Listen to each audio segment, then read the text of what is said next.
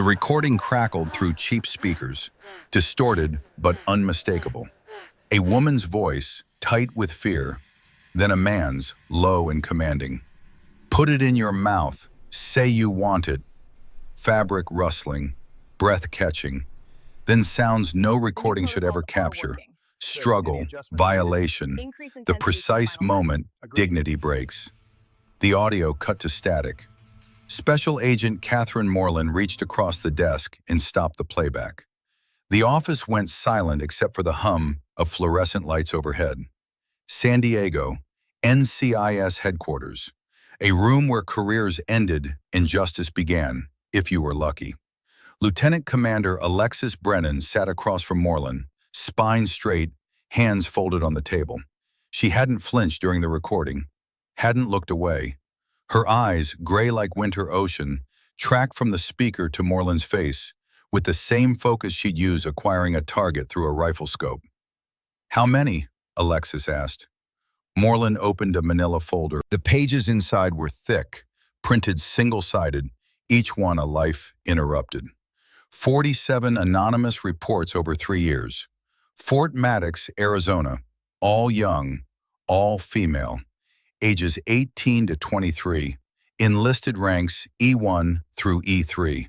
The pattern is consistent. They volunteer for advanced training, something called Bay Omega, Advanced Interrogation Resistance Training. That's not a real program. No, it's not. Moreland slid a photo across the desk. A cinder block building, unremarkable. Desert dust on the walls. A single steel door, no windows. They go in, they don't report what happens. 6 months later, medical discharges. Psych evals. 2 attempted suicides, 1 successful. Alexis's jaw tightened. Just a millimeter. Just enough. Moreland continued flipping through the pages. The operation is sophisticated. They film everything. Use the footage for leverage. Most victims never report because they're told everyone does it, that it's part of the program, that complaining means you're weak. The ones who do report, their files disappear in admin. 3 separate complaints to the base commander, all gone. Who's running it? Staff Sergeant Wyatt Crandall, Army Ranger, 12 years in, runs Bay Omega as his personal kingdom. Charismatic, popular, the kind of NCO everyone wants to work for until they see what he actually does. Moreland pulled out another photo. A man in his late 30s, fit, confident smile. The kind of smile that looked trustworthy in official photos and predatory up close. He's got help, at least 3 others. They rotate security, handle the recording equipment, recruit the victims. It's organized, methodical. Alexis took the photo, studied it, committed the face to memory the way she'd been trained. Angles, features, the set of the eyes. The face of a man who thought he was untouchable. "You want me undercover? We need evidence, real evidence, the kind that holds up in court-martial. You go in as a combat tactics contractor, Navy liaison for inter-service training. No one at Fort Maddox except the base commander knows you're NCIS. You observe, you document, you build a case." Moreland pulled out the last section of the folder. Photos, but different. Evidence photos. Crime scene documentation. Alexis saw fabric, personal effects, and then her hand stopped. A bracelet. Turquoise beads threaded on leather cord. Handmade. She knew it because she'd watched her sister make it, sitting on the barracks floor at Camp Lejeune, fingers working the beads into place, while she talked about wanting something beautiful in a place that was all concrete and camouflage. Rachel. "When was this taken?" Alexis's voice didn't change, didn't crack, but her finger touched the edge of the photo like it might burn. Moreland's expression shifted, careful, controlled. April 2021. The victim was transferred to Fort Maddox on temporary duty. PFC Rachel Brennan, United States Marine Corps. She filed a report 2 days before she died. It was lost in admin. By the time anyone looked for it, she was already gone.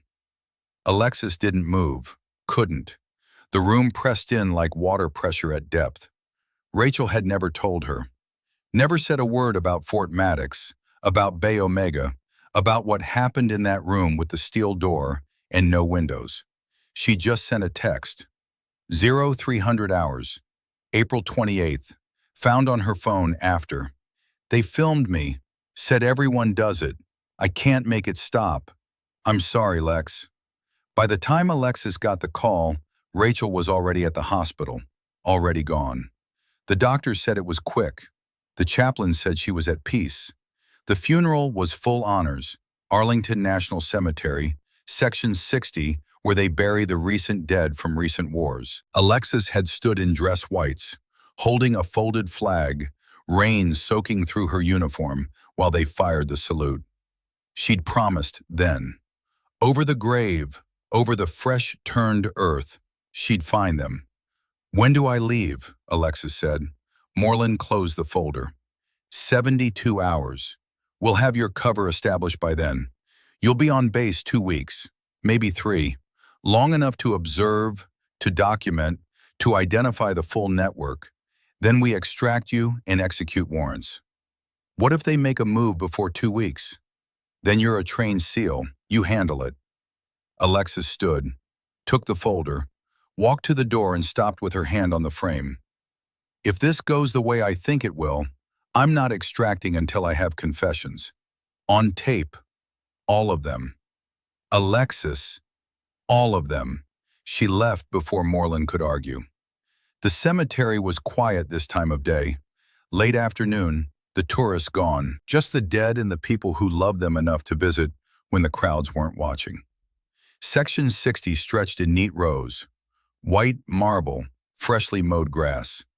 The graves here were young. Iraq, Afghanistan, the wars that kept taking long after the news stopped covering them.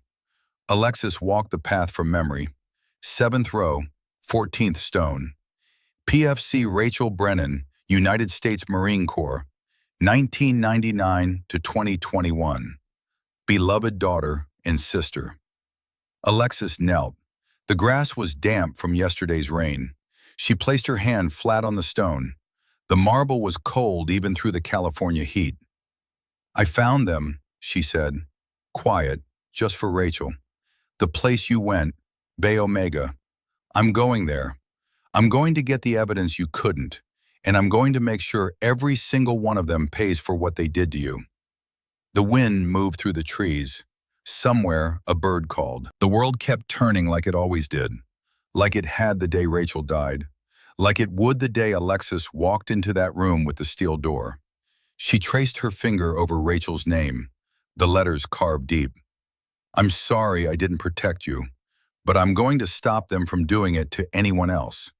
She stood, saluted, turned and walked back toward her car, leaving Rachel in Section 60 with the other dead who deserved better than what they got. Fort Maddox announced itself the way all military installations did. Chain-link fence, concrete barriers, a gate staffed by bored MPs who checked IDs with the enthusiasm of people who checked 10,000 IDs before and would check 10,000 more. The desert stretched in every direction. Arizona high country, Sonoran landscape, creosote and saguaro cactus standing like sentries against a sky so blue it looked artificial. The base itself was low and sprawling, buildings the color of sand, designed to blend into terrain that didn't need help, looking hostile. Alexis pulled up to the visitor checkpoint in a rental sedan.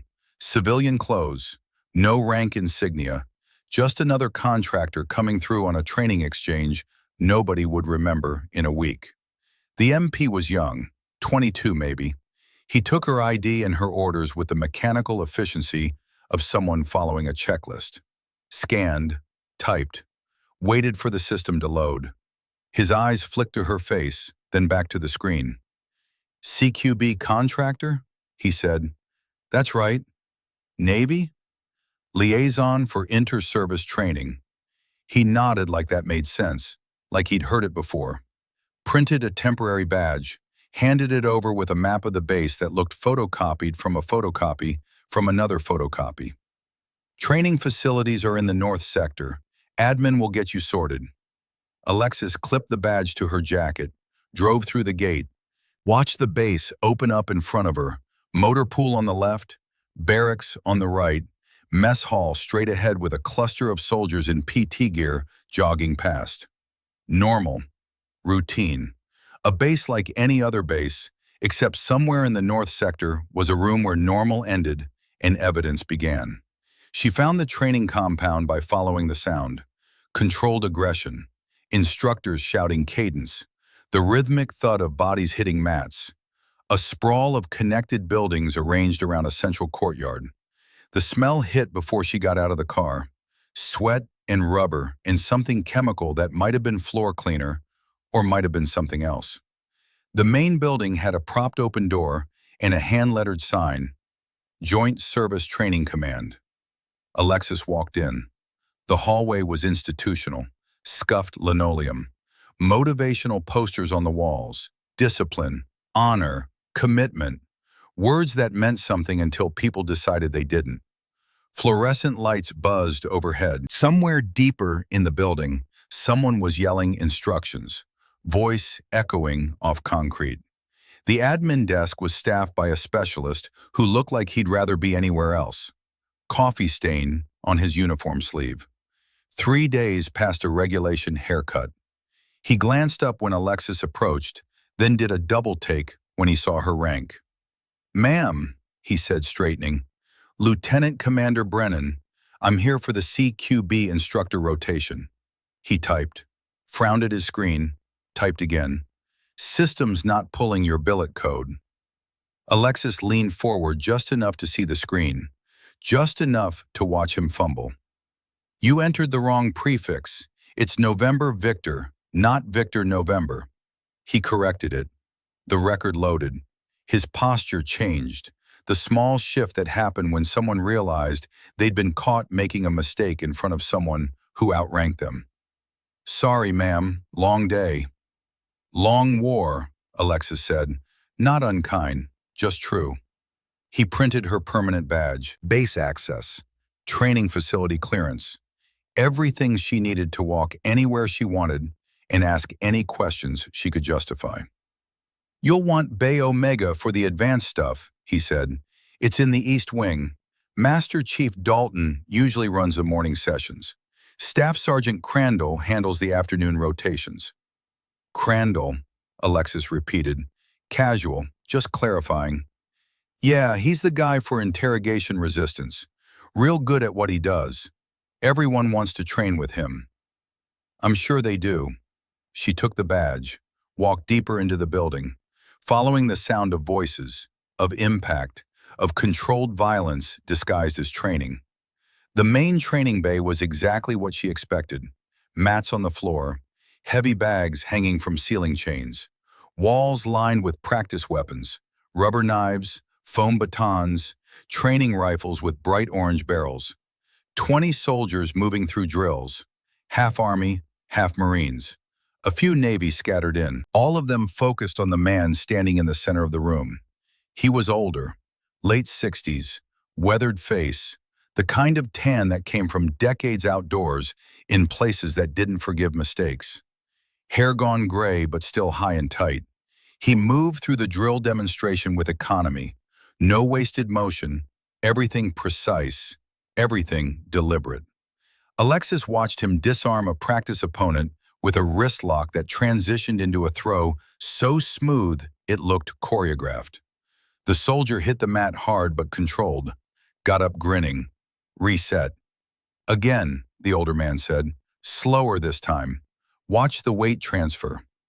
The voice was familiar, not from a memory, from a place deeper, muscle memory, the kind built through repetition and stress. Alexis had heard that voice before, screaming at her through Hell Week, ordering her through surf torture, standing over her during log PT when her body was trying to quit and her mind was the only thing keeping her in the program. Master Chief Garrett Dalton. She hadn't known he was here. The NCIS brief hadn't mentioned it. But seeing him now, it made sense. Prophet, that was his call sign. earned during Cold War operations when he'd predicted enemy movements with accuracy that bordered on supernatural, had retired from active duty 4 years ago. The Navy had him at 37 years, most of that overseas, most of it classified. He'd been her BUD/S instructor for Class 312, the one who'd passed her when half the cadre wanted her dropped, the one who'd told her, quietly, after Hell Week, "You've got something most of them don't. You know how to suffer and keep thinking." Prophet called the drill. The soldiers reset, and then his eyes found her standing in the doorway. Recognition was instant. His face didn't change. He was too professional for that. But something shifted in his posture. A slight straightening, the kind of acknowledgement that passed between warriors when they saw each other across a room. He finished the drill, dismissed the class for water break, walked over while the soldiers scattered to the benches. "Brennan," he said, not a question, a statement. "Class 312, Hell Week legend. Master Chief, it's just Prophet now.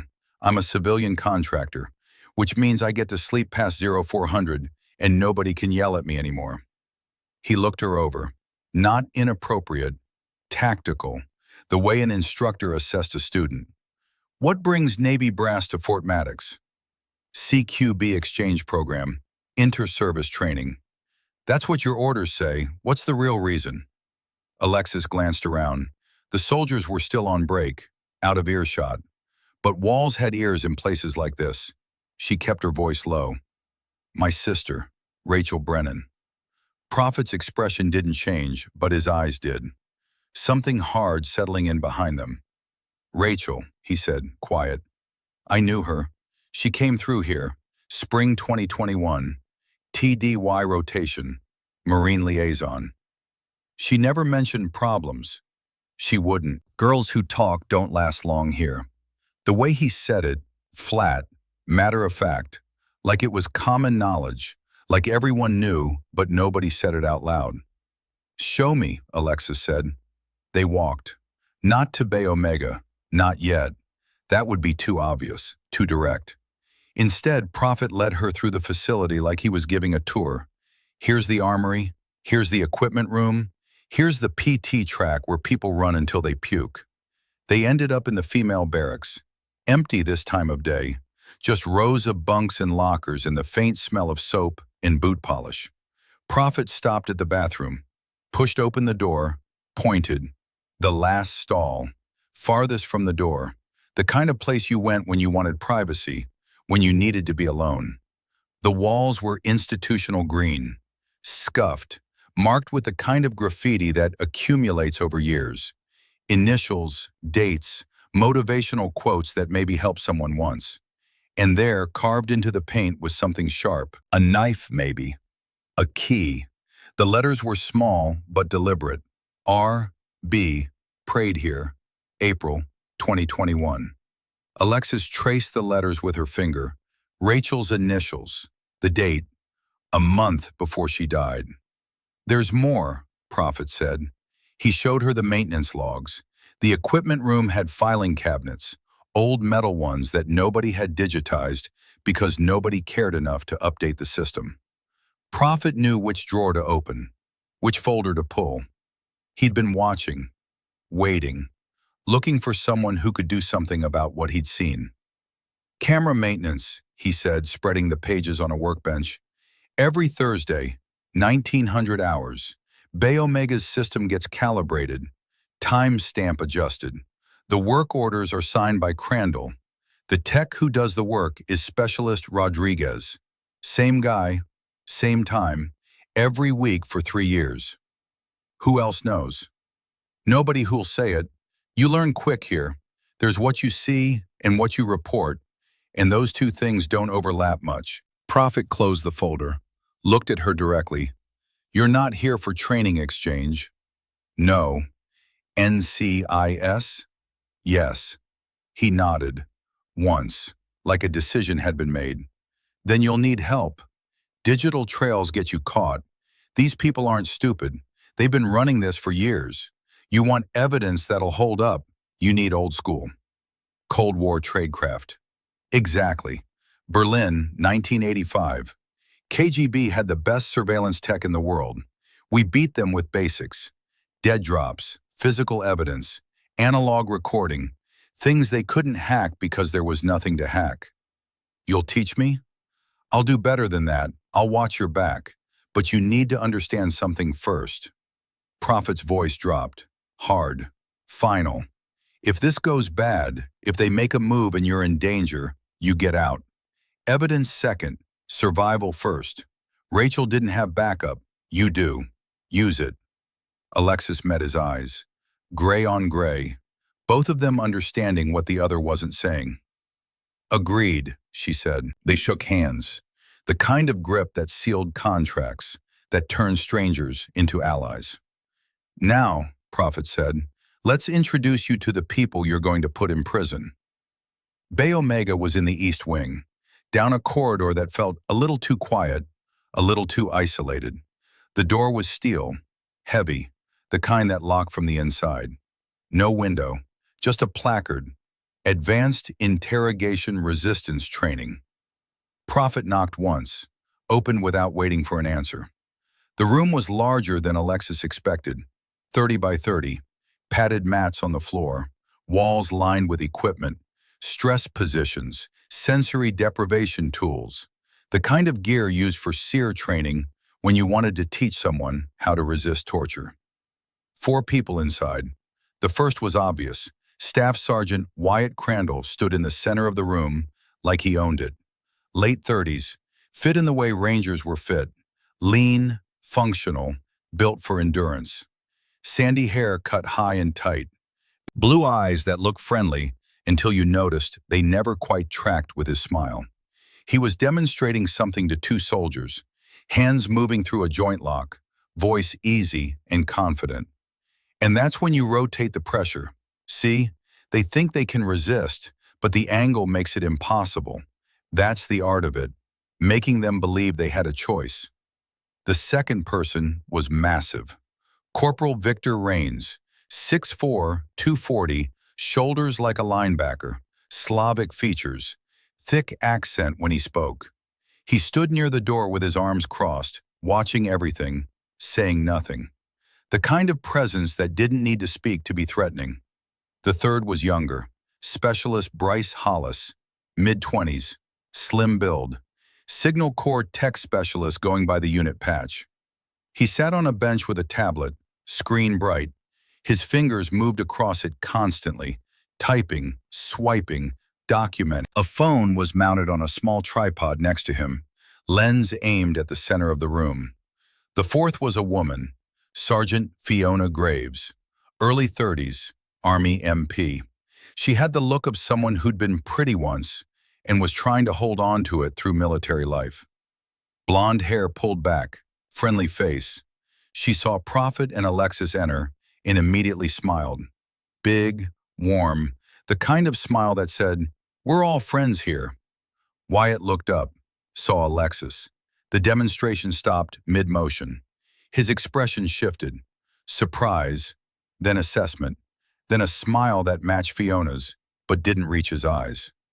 "Well, well," he said, "Navy's here. About time you SEALs learned how the Army does it." "Master Chief," Prophet said, voice neutral. "This is Lieutenant Commander Brennan. She's here on CQB Instructor Exchange. Figured she should see what advanced training looks like at Fort Maddox." Wyatt walked over, extended his hand. His grip was firm, just a fraction too long. "Staff Sergeant Crandall. Most people just call me Wyatt. Welcome to Bay Omega. We run the real training here, the stuff that separates the operators from the pretenders." "Looks comprehensive," Alexis said. "It is.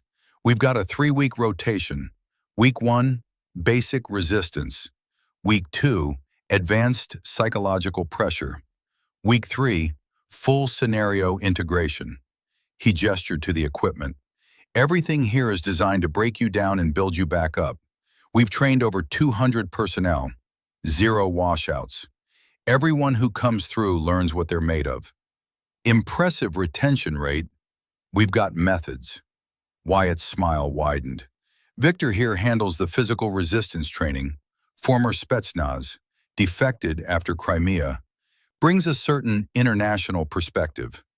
Victor nodded once, said nothing. His eyes on Alexis were flat, evaluating. Bryce is our tech specialist, Wyatt continued, films everything for performance analysis, helps trainees see where they break, where they hold. Visual feedback is crucial for improvement. Bryce glanced up from his tablet, gave a small wave, didn't stop typing. And Fiona's our den mother, makes sure everyone knows the program's safe, professional, just tough love and hard lessons. Fiona stepped forward. Her smile was genuine, or it looked genuine. The training can be intense, she said, voice soft, reassuring, but it's worth it. Every person who goes through Bay Omega comes out stronger. We take care of our people here. Good to know, Alexis said. Wyatt clapped his hands together. You should join a session, see how it works firsthand. We run evening blocks, smaller groups, more intimate training environment. Really lets us focus on individual weaknesses. I'll check my schedule. Do that. Always room for one more. He held her eyes just a beat too long. Especially someone with your background. Navy SEAL. That's rare, especially for women. You must have had to prove yourself over and over.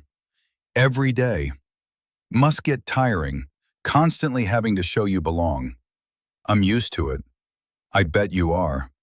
Wyatt turned back to his demonstration, dismissing her, like the conversation was already over, like she'd been assessed and categorized and filed away. Anyway, good to meet you, Commander. Drop by any time. We're always here, always training, always improving. Prophet touched Alexis's elbow. Time to go. They left Bay Omega, walked back down the corridor. Neither spoke until they were outside, until the desert air hit their faces and the training compound was 30 meters behind them. That, Prophet said, is exactly what I expected. Charming, professional, no visible red flags. Which is how they've operated for 3 years. Crandall's got natural leadership. People follow him because he makes it feel like privilege. Victor's the muscle. Bryce documents everything. And Fiona? She's the worst one. Why? Because she makes it seem safe. She's the one who recruits, who tells young soldiers that Bay Omega is just tough training, that everyone does it, that being uncomfortable is part of growth. She's the permission structure. Without her, the whole thing falls apart. They walked in silence, Alexis thinking, processing, building the operation in her head. I need recording equipment, she said. Analog, something they can't detect or hack. I've got a contact, former CIA tech, retired in Phoenix, owes me from the old days. I'll have something by tomorrow. And I need to know their pattern, who they target, how they recruit, when they make the move. Thursday nights, after 1900, camera maintenance window. They bring victims in under the pretense of extra training, individual improvement sessions. Fiona does the recruiting, usually targets young females, E1 through E3, new to the base, away from home, eager to prove themselves. How do you know all this? Prophet was quiet for a moment. When he spoke, his voice was different, older, carrying weight. Because I've been watching for 2 years, since I saw the first girl rotate out on medical discharge, since I found Rachel's initials in that bathroom stall, since I realized what this place was and what I couldn't prove. He stopped walking, looked at Alexis directly. You're the proof. You're what I've been waiting for. Someone with authority and training who can actually do something about this. Alexis nodded, understanding. Then let's make sure Rachel didn't die for nothing. They walked back toward the main compound. The sun was setting over the desert, long shadows stretching across the sand. Somewhere in the training wing, Bay Omega was empty, waiting. The room where normal ended and evidence began. But not tonight. Tonight was preparation. Tomorrow would be observation. And then, when the time came, when Fiona approached with her friendly smile and her invitation to special training, Alexis would walk through that steel door carrying everything she needed to turn their trap into their conviction. Rachel's bracelet was in her pocket. Alexis touched it once. A promise kept. A mission accepted. The war had just begun. The package arrived at Prophet's off-base apartment, wrapped in brown paper and sealed with tape that had yellowed with age. No return address, just a Phoenix postmark and a weight that suggested something denser than electronics usually felt. Prophet opened it on his kitchen table while Alexis watched. Inside was a cassette recorder the size of a deck of cards. Analog, pre-digital. The casing was matte black, designed to disappear against dark fabric. A single red LED the size of a pinhead. 4-hour capacity. The microphone was integrated, sensitive enough to catch whispers across a room. CIA issue, Prophet said, turning it over in his hands. 1987. Used in East Berlin for dead drop recordings. Battery life's eternal because it doesn't waste power on screens or wireless, just records. Pure analog signal. He showed her how to activate it. A switch recessed into the side, small enough you'd never trigger it accidentally. Press and hold for 3 seconds. The LED blinked once. After that, silence. No hum. No indication it was running except for the faintest warmth if you held it long enough. You'll sew it into your sleeve, Prophet said. Right forearm, microphone faces up. Even if they pat you down, they won't feel it. Feels like uniform reinforcement. Alexis took the device, lighter than expected. She pressed the switch. The LED blinked. Somewhere inside, tape began turning, magnetic particles aligning into evidence. There's something else, Prophet said. He produced a small glass capsule, clear liquid inside, the size of a tooth filling. UV marker, chemical compound. You crush this, tongue pressure against your molar is enough, and it releases. Invisible to the naked eye, but under blacklight, it glows. Adheres to skin, fabric, surfaces. Lasts 72 hours. If things go wrong, if they try to clean up the scene, we'll still have physical evidence linking them to you. Where do I carry it? Back molar, left side. I'll show you how to position it. Dental adhesive holds it in place. Feels like you've got food stuck. You get used to it. Alexis opened her mouth. Prophet worked quickly, professionally. The capsule seated with a small click. She ran her tongue over it, foreign but manageable. She bit down experimentally. The glass held. Don't crush it unless you have to, Prophet said. Once it's released, there's no taking it back. Crime scene techs will find it, which means you need to be certain the scene is worth marking. Understood. Prophet cleaned up the packaging, burned it in his fireplace. They sat in silence while the paper turned to ash. Outside, the Arizona night was cooling. Desert temperature drop. 80 degrees to 50 in 2 hours. The kind of cold that reminded you how hostile this landscape actually was. Tomorrow, Prophet said, Fiona will approach you. Maybe not directly, maybe through casual conversation. She'll establish rapport, make you feel seen, understood. She'll mention Bay Omega training, how beneficial it is, how everyone who matters goes through it. And if she doesn't, then we wait, but she will. You're exactly what they target. New to base. High rank means high value for leverage.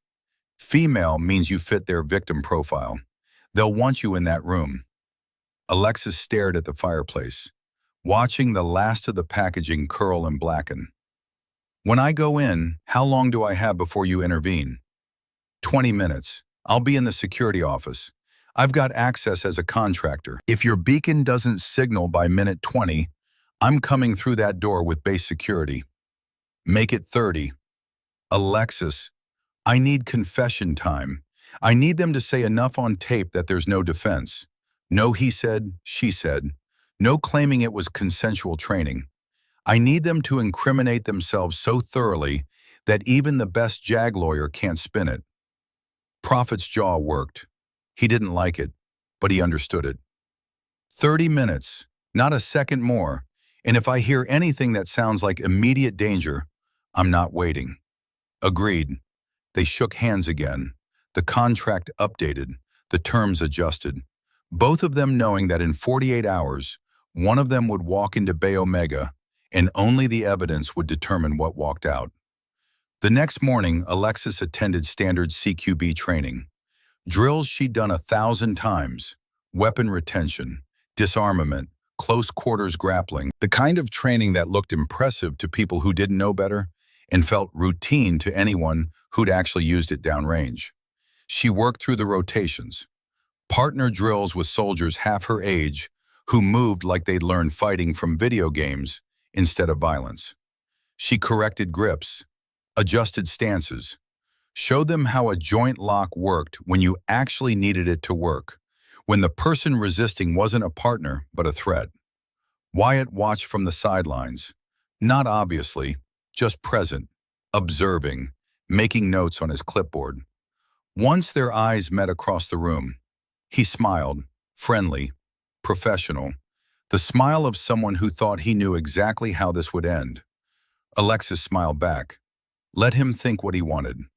Fiona approached during the water break, casual, just two women in a male-dominated space finding common ground. You're good, Fiona said, sipping from a bottle. Really good. Most instructors at your rank, they've been away from the mat too long. You move like you still do this for real. Muscle memory. Still, impressive. Fiona glanced around, making sure they had relative privacy. How are you finding Fort Maddox? Professional. Well run. That's generous. Most Navy people think we're all cowboys out here. She laughed. Light, easy, the kind of laugh that invited you to relax. But you're right, the training is solid, especially the advanced stuff. Bay Omega program. Have you had a chance to observe? Yesterday, brief introduction. You should do a full session, seriously. It's intense, but worth it. I went through it when I first got here. Changed how I think about stress management, about knowing your limits and pushing past them. Fiona's voice dropped. Confidential, just between us. It's not for everyone. Some people can't handle it, but someone with your background, you'd get a lot out of it. What does it involve? Scenario-based resistance training, psychological pressure, learning how you respond when someone's trying to break you. It's all controlled, all monitored. Wyatt's really good about boundaries, professional, but tough. He has to be. That's the only way you learn. Alexis let silence hang. The technique Prophet had taught her. Let people fill silence. They'll tell you more than they intended. Fiona continued. There's a session Thursday night, 1900 hours, small group, more focused attention. If you're interested, I can add your name. No pressure, but I think you'd benefit from it. Thursday works. Perfect. Fiona's smile widened. Genuine relief, like she'd accomplished something important. Just bring your ID, standard procedure, and wear comfortable PT gear. It can get physical. Understood. Fiona touched Alexis's arm, brief, reassuring. You're going to do great, I can tell. You've got that quality, that toughness. Not everyone has it. She walked away. Back to the group. Back to her role as den mother, as permission structure, as the person who made walking into that room feel like professional development instead of predation. Alexis finished her water, felt the weight of the recorder sewn into her sleeve, felt the capsule against her molar. Thursday, 1900 hours, 48 hours from now. She found Prophet after training. He was in the armory, cataloging weapons. They spoke in low tones between the rifle racks. She approached, Alexis said. Thursday? 1900 hours. That tracks. Camera maintenance is at 1900. Specialist Rodriguez signs in, adjusts the timestamp, signs out. Gives them a 30-minute window where the footage either doesn't record or records with the wrong time code. Makes it useless for evidence. Unless we have our own recording. Exactly. You'll go in wired. I'll be monitoring from security. The moment it's clear they're moving beyond training into assault, I call it in. But you need confession first. You need them to say enough that there's no ambiguity. How far do I let it go? Prophet's face was stone. As far as you can without getting hurt. The evidence has to be ironclad. But Alexis, if they put hands on you, if it becomes actual assault, you defend yourself. The mission doesn't matter more than your safety. The mission is the only thing that matters. Rachel didn't get justice because there was no evidence. I'm not making the same mistake. Rachel's dead. The words hung between them. Brutal. True. Which is why this has to work, Alexis said. Prophet closed the weapons locker, locked it, turned to face her fully. 30 minutes, that's the window. You go in at 1900. By 1930, you signal, or I'm coming through the door. Understood? Understood. They separated. Alexis headed back to her temporary quarters. 2 days until Thursday. 2 days to prepare mentally for walking into a room, knowing what waited inside. 2 days to transform from investigator into bait. She spent the time reviewing everything. The case files, the victim statements, the pattern of recruitment and assault. She memorized faces from the photos Moreland had provided. Learned the names of victims even though the official reports redacted them. These weren't just case numbers. They were sisters, daughters, warriors who'd survived long enough to report and been failed by a system designed to protect them. Rachel's photo was in the stack. Official military portrait, dress blues, American flag backdrop.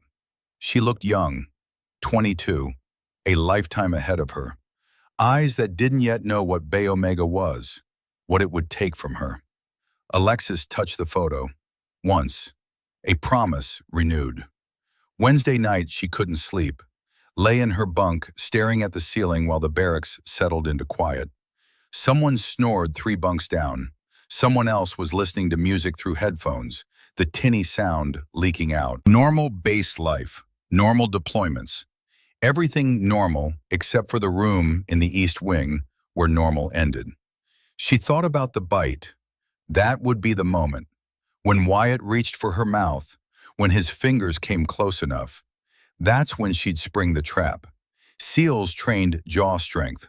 Part of underwater combat. You needed to hold regulators under pressure.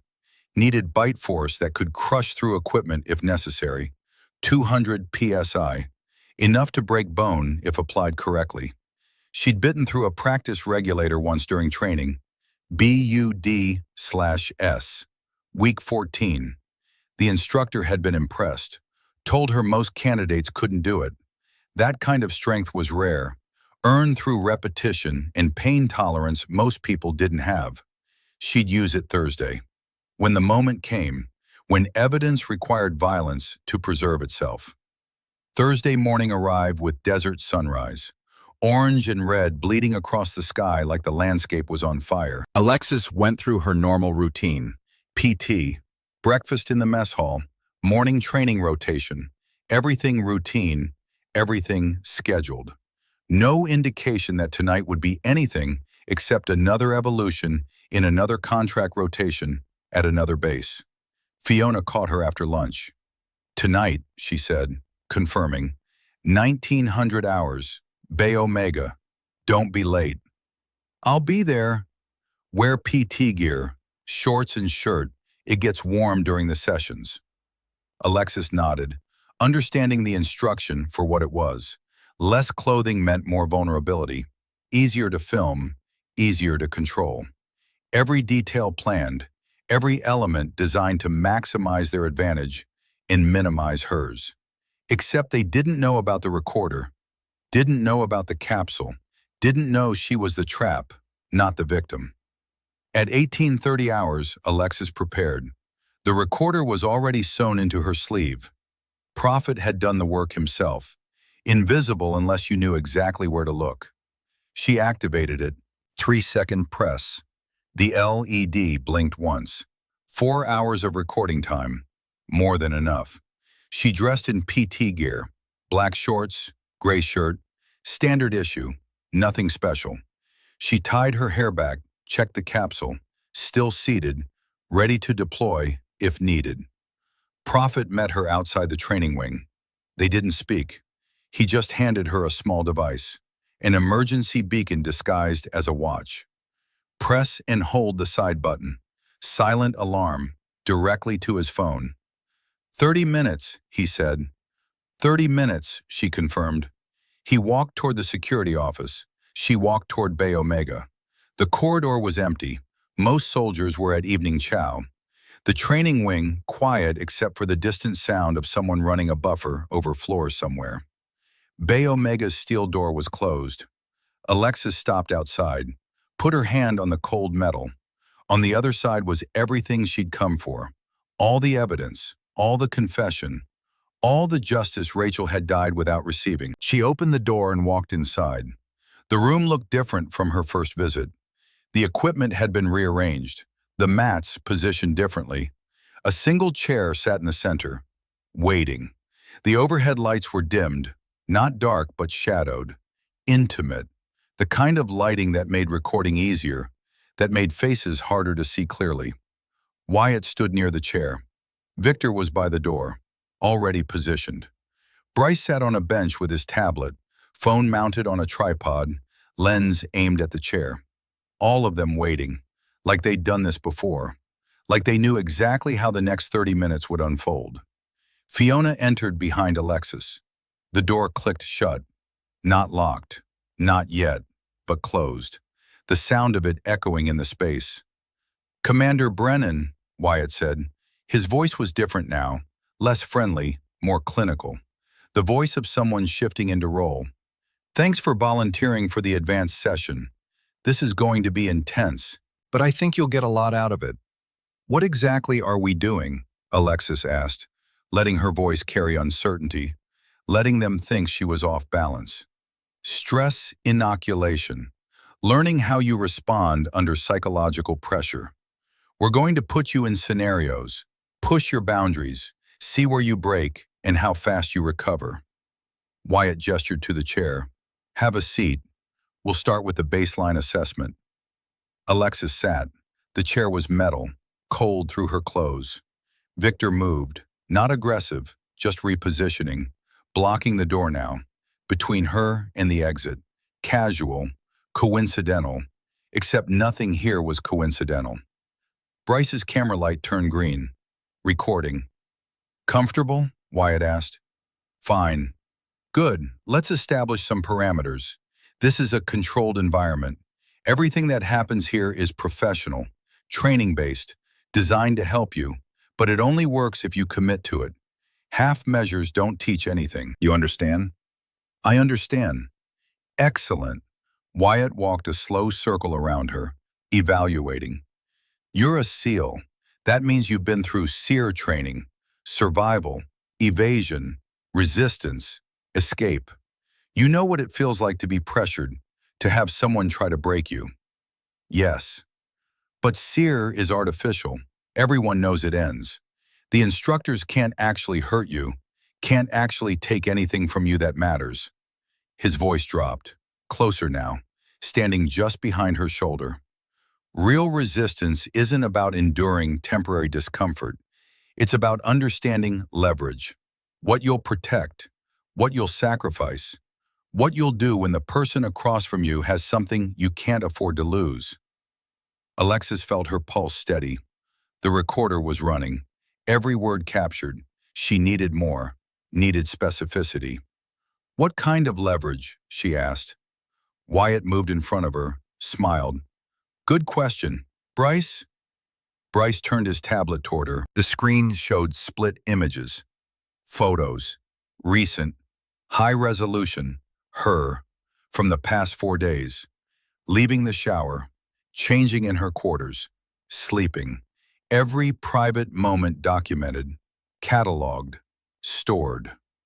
"We monitor everyone in the advanced program," Wyatt said. "Security purposes. Making sure we know who we're training. Your background check came back interesting. Navy SEAL, impressive. Your family history, though, that's what caught our attention." He nodded to Bryce. The screen changed, a new folder, labeled simply Brennan R. Rachel's face filled the screen. Official portrait, then more photos, candid shots, Rachel at Fort Maddox, Rachel in the female barracks, Rachel walking to training, and then video thumbnails, 14 files, each one stamped with a date from April 2021. Alexis felt her hands grip the chair arms, forced herself to stay still, stay quiet, let them talk. Your sister, Wyatt said. PFC Rachel Brennan, Marine Corps. She came through our program too, 3 years ago. Smart girl, tough. Reminded me of you, actually. She tried to resist at first, they all do, but eventually she understood the situation. Understood that cooperation was easier than fighting. He tapped the screen. One of the video files. Played 5 seconds. Rachel crying, reading a script. Wyatt's voice off camera telling her to say it cleaner. We kept everything, Wyatt said. Archive purposes. Quality control. Making sure our methods are consistent. Your sister's footage is particularly good. Very emotional, very compelling. The kind of thing that would be devastating if it went public. If it reached her family. If it reached you. Alexis's voice was steady, cold. She's dead. We know, tragic, but the footage isn't, and you're not. Wyatt leaned down, eye level. Here's how this works, Commander. You cooperate with tonight's session. You do exactly what we ask, say exactly what we tell you to say, and your sister's footage stays private. Your footage stays private. Everyone walks away with what they need. And if I don't cooperate, then we release everything. Your sister's videos, your photos, all of it, with your names attached, your service records attached. We've got buyers who pay very well for military content, foreign intelligence services especially. They love this kind of leverage. Kompromat, the Russians call it, useful for recruiting assets, turning operators, destroying careers. Victor spoke for the first time, thick accent, cold. Is simple choice. You do what we say, nothing bad happens. You fight, everything bad happens. Fiona stepped forward, her voice soft, sympathetic. It's not as bad as you think, Alexis. It's just a few minutes. You say some lines. We get the footage we need for insurance purposes. Then it's over. You go back to your life. We never contact you again unless we need to. And most people, we never need to. It's just protection. For us. For you. Alexis looked at each of them. Wyatt, Victor, Bryce, Fiona, all of them waiting, all of them confident. They'd done this 47 times before. Why would 48 be different? What do you need me to say? Alexis asked. Wyatt smiled. That's the right attitude. Bryce, pull up the script. Bryce tapped his tablet. Text appeared. Phrases designed for maximum humiliation, maximum leverage. The kind of words that would destroy a career if taken out of context, if released with a name and rank attached. You'll read these, Wyatt said, directly to camera. Clear pronunciation. We'll do multiple takes until we get it right. Standard production process. That's it? For now, if you read well, if you commit to it, that's all we need tonight. Future sessions might require more, but we'll cross that bridge when we come to it. Wyatt straightened. Let's start simple. Stand up, face the camera. We'll begin with basic compliance phrases. Alexis stood, positioned herself where Bryce indicated. The camera lens stared at her, unblinking, recording everything. Wyatt handed her a card, the first phrase written in block letters. She read it silently. Degrading, explicit, designed to sound like consent even though everything about this room was coercion. Whenever you're ready, Wyatt said. Alexis opened her mouth. Let the moment stretch. The recorder was running. 4 minutes of material already. But she needed more. Needed confession. Needed them to explicitly state what this was. Before I read, she said, I need to understand something. What's that? You said you've done this before. How many times?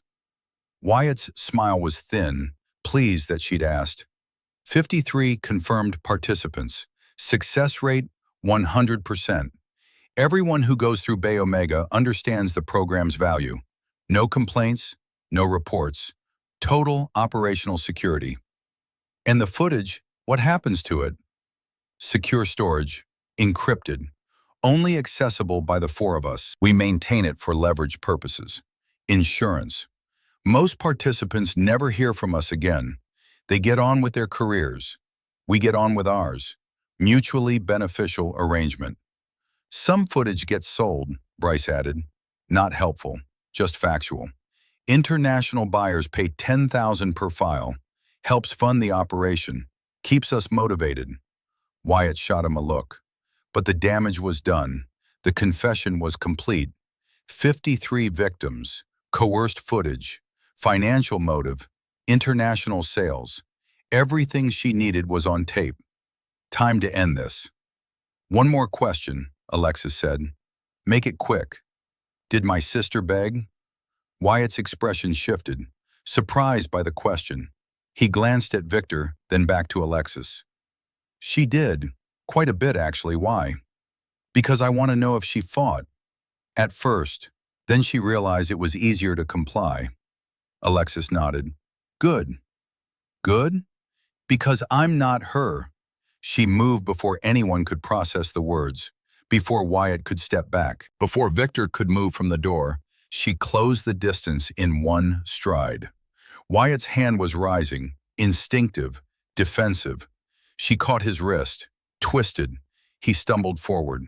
Off balance, his other hand came up, reaching for her face, for her mouth. Exactly the move she'd been waiting for. His fingers touched her lips. She bit down. Not a nip, not a warning. 200 psi of jaw pressure.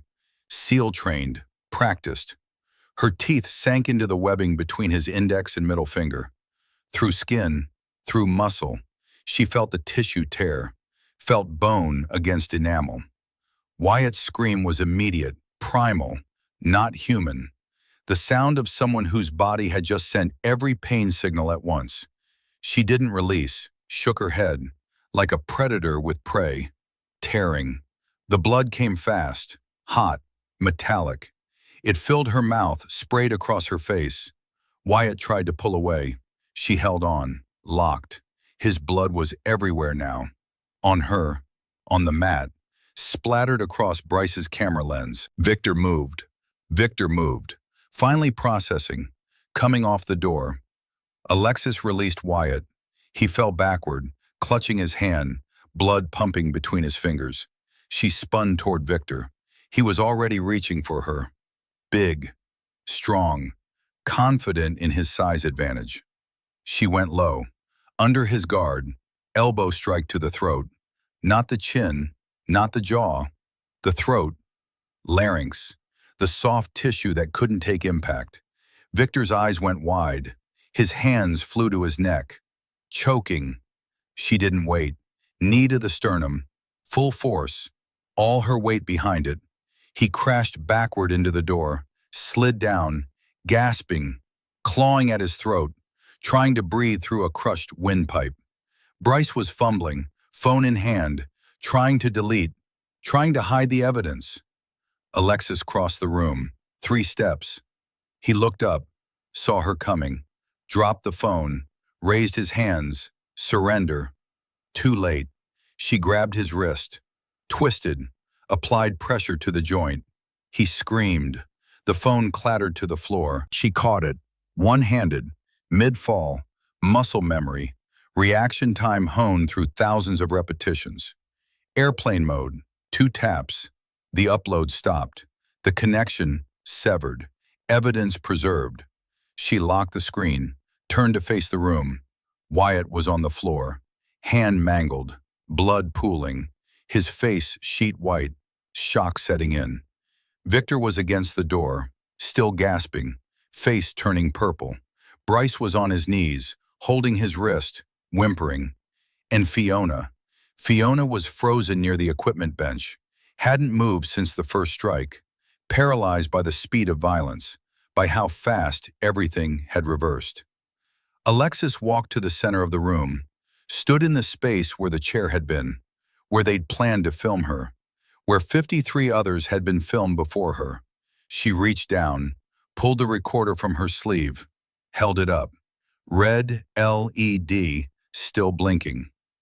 "This device," she said, voice calm, clinical, "has been recording for the past 14 minutes. Every word you said, every confession, every threat, all of it on analog tape. Unhackable, uncorruptible, evidence." Wyatt tried to speak, managed only a gurgling sound, blood in his mouth. "You're under arrest," Alexis continued. "Conspiracy, sexual assault, production and distribution of obscene material, selling classified military content to foreign nationals. That last one's espionage, federal charge. You know what that carries." She activated the emergency beacon, pressed and held. Silent alarm. Prophet would be here in minutes. Base security behind him. Victor was still trying to breathe, the sound horrible, desperate. She walked over, knelt down, not close enough to be vulnerable, just close enough to be heard. "You asked if my sister begged," Alexis said. She did. Because she was alone. She didn't have backup, didn't have evidence, didn't have a way out. But I'm not alone. I'm not unarmed. And I'm not leaving until every single one of you confesses on record. She stood, walked to Wyatt, pulled him up by his uniform, positioned him where the camera could see. Bryce's phone was still recording. She aimed it at Wyatt's face. "State your name and rank," she said. He didn't respond, just stared at his hand, at the blood. She pulled Prophet's knife from her ankle sheath, the K-bar Rachel's grandfather had carried, the blade that had seen Normandy, Korea, Desert Storm. She planted it in the floor, 6 inches from Wyatt's thigh, close enough to understand, close enough to know she'd use it. "State your name and rank," she repeated, "or I call the medic after I get what I need. Your choice." His voice was broken, slurred, but audible. "Staff Sergeant Wyatt Crandall, United States Army." "What is Bay Omega?" We use it for filming." "Filming what?" "Female soldiers, personnel. We make them, we record them saying things, for leverage, for blackmail." "How many victims?" 53, maybe more. Early years, we didn't count." "What do you do with the footage?" "Keep it. For insurance. Sometimes we sell it. International buyers. 10,000 per file." "Who are the buyers?" He listed names, countries, intelligence services, private collectors, everything spilling out now. The confession complete, devastating, irrefutable. Alexis turned the camera to Victor. He was breathing better now, the initial panic passing, enough air getting through that he wouldn't die. Not yet. "Your role," she said. He spat blood, but he spoke. "Enforcement. I make sure they comply, use fear, size, make them know fighting is worse."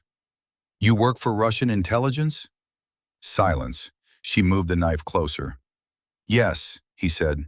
"GRU. Embedded asset. Mission is collect leverage on U.S. military. Bay Omega was perfect opportunity. Crandall's operation plus Moscow's goals." "How long?" 5 years, since before Crimea." To Bryce, "Where are the files stored?" He gave the server address, the encryption password, the customer database, everything. All of it pouring out because the violence had been so fast, so absolute, that resistance felt pointless. Fiona was crying, silent tears, her makeup running. "You recruited them," Alexis said. Not a question, a statement. "I was victim first," Fiona said, voice breaking. 4 years ago, they had my footage, said if I helped recruit others, they'd delete mine. They never did, just kept adding more. I'm sorry. I'm so sorry." "How many did you bring here?" 38, directly. Others I just encouraged, told them it was normal, professional. I'm sorry. The door burst open. Prophet came through first. Base security behind him. MP armbands, weapons drawn. They froze when they saw the scene. Wyatt bleeding. Victor against the door. Bryce on his knees. Fiona crying. Alexis standing in the center holding a phone and a recorder and looking like she'd walked through a war. Prophet assessed in 1 second, lowered his weapon, turned to the MPs. Secure the room. No one touches anything. This is a federal crime scene. They moved. Professional, efficient, separating the 4 conspirators, calling for medics, photographing the scene. Prophet walked to Alexis, looked her over. Blood on her face, on her clothes, none of it hers. You good? He asked. I'm good. Evidence? She held up the recorder, the phone. Everything. 14 minutes of confession. Plus Bryce's phone has their entire archive. 287 gigabytes, 53 victim folders, customer database, financial records, all of it. Prophet took the devices, handled them like sacred objects. Chain of custody. I'm witnessing this transfer. Special Agent Moreland is en route. ETA 20 minutes. Alexis nodded, felt the adrenaline starting to fade, felt her hands beginning to shake. Not fear, just the body processing, coming down from combat readiness. She sat on the bench, wiped the blood from her face with her sleeve. The medics arrived, started working on Wyatt's hand. The bite had severed tendons, nerve damage. He'd never have full function again. Victor was transported on a stretcher, still struggling to breathe. Crushed larynx would require surgery, probably permanent damage to his voice. An MP approached Alexis, young, uncertain. Ma'am, we need your statement. You'll get it after NCIS takes custody of the evidence. He nodded, stepped back. Fiona was handcuffed, still crying. She looked at Alexis as they led her past. I'm sorry about your sister. I'm sorry about all of them. Alexis didn't respond. There was nothing to say. Sorry didn't bring Rachel back. Didn't undo 3 years of trauma. Didn't fix what Bay Omega had broken. But evidence might. Confession might. Justice might not heal the wounds, but it would prove they mattered. That the victims weren't forgotten. That silence wasn't the only option. Special Agent Moreland arrived exactly 20 minutes later. She walked into Bay Omega and stopped. Took in the scene, the blood, the secured suspects, the equipment, the camera still on its tripod. She walked to Alexis. Lieutenant Commander, Special Agent, I'm told you have evidence. Everything, confession, archive, customer list, financial records, all of it documented and preserved. Moreland took the recorder, the phone, signed the chain of custody form Prophet produced. This is going directly to NCIS Cyber Forensics. 48-hour analysis, then we start making arrests. There's more, Alexis said. She touched her molar. The capsule. UV marker deployed during the assault. The room is tagged. Anyone who was here tonight has the compound on them. Moreland pulled a blacklight from her kit, switched it on. The room lit up. Glowing handprints, blood spatter, fabric transfer. Every surface where contact had occurred now visible. Irrefutable. Physical evidence that would survive any attempt to clean, to hide, to deny. Beautiful, Moreland said. Absolutely beautiful. They photographed everything, cataloged every glowing mark, every piece of evidence. By the time they finished, Bay Omega looked like what it was. Not a training facility, a crime scene. The kind that would be presented in court with poster-sized photos and detailed forensic analysis. Wyatt was transported to base hospital under guard, Victor to intensive care, Bryce and Fiona to holding cells, separated, isolated, unable to coordinate stories, unable to destroy evidence.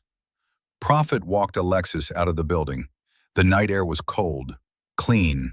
After the blood and sweat and violence of Bay Omega, the desert felt like absolution.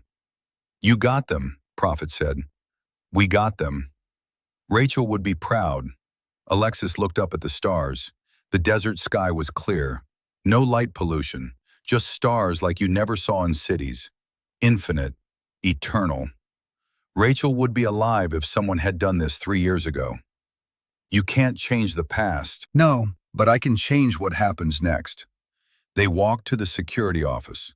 Alexis needed to write her statement, needed to document every moment from entering Bay Omega to Prophet's arrival, needed to close the loop on the operation so thoroughly that no defense attorney could find cracks. But first she pulled out her phone, sent a single text to a contact she hadn't called in 3 years, Rachel's best friend, the Marine who'd filed the first anonymous report, the one who'd started this entire investigation. It's done, all of them, evidence and confession. Your report saved 53 others. The response came back immediately, just 3 words. Thank you, finally. Alexis put the phone away, sat down at the computer, started typing. The beginning of the end for Bay Omega.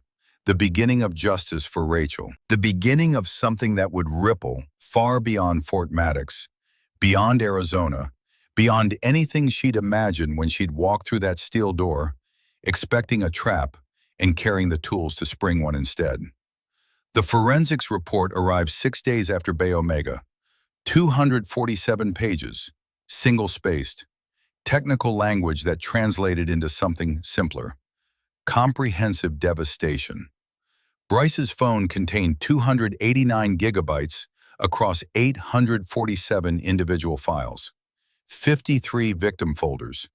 Each folder averaged 14 videos, some had 20, metadata intact, GPS coordinates confirmed Bay Omega. Device IDs traced back to 3 phones Bryce had owned over 4 years. Timestamps showed activity dating back to late 2020. The editing software cache told its own story. Files packaged for distribution, compressed, renamed with codes instead of names, ready for buyers who preferred anonymity over specificity. The customer database was worse. 23 unique Bitcoin wallet addresses. Transaction history showed $847,000 transferred over 3 years. The blockchain forensics traced 12 wallets to US-based accounts, 11 to international addresses. 3 of those international addresses pinged on NSA watch lists. Known intelligence operatives, Chinese Ministry of State Security, Russian Federal Security Service, Iranian Ministry of Intelligence. Bay Omega hadn't just been sexual assault, it had been espionage infrastructure. Special Agent Moreland delivered the briefing in a secure conference room at Fort Maddox. Base Commander Colonel Patricia Vance sat at the head of the table, face drawn. She'd aged 10 years in 6 days. Next to her, JAG representatives, Criminal Investigation Division, NCIS Cybercrimes, and Prophet, present as civilian witness and Alexis's handler during the operation. Alexis sat opposite them all. She'd written her statement, 4,000 words, every detail from entering Bay Omega to Prophet's arrival. The recorder had captured 14 minutes. Her statement filled in the rest. The approach, the threats, the confession, the violence. The recording is admissible, the JAG representative said. Lieutenant Colonel Marcus Webb, 30 years military law. He'd prosecuted war crimes in Iraq. This was different, but the fundamentals were the same. Evidence, confession, irrefutable documentation. Single-party consent in a military facility during an active investigation. The defendants had no expectation of privacy. Everything they said is usable. What about the use of force? Vance asked, looking at Alexis. You assaulted 4 soldiers. One has permanent hand damage.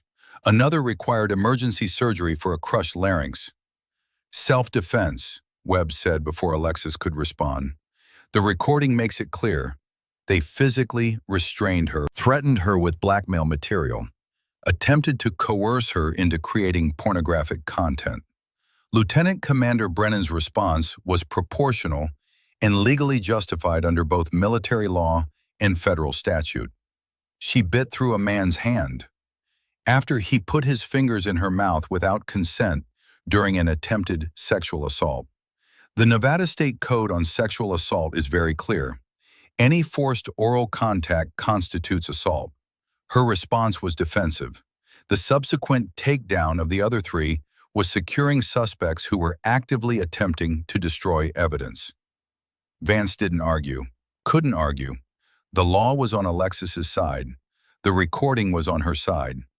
Everything was on her side except the optics of a female SEAL leaving 4 soldiers bleeding on a training room floor. But optics didn't matter in court-martial. Evidence did. Charges are being filed today, Moreland said. Staff Sergeant Crandall faces 53 counts of sexual assault, conspiracy, production and distribution of obscene material, espionage.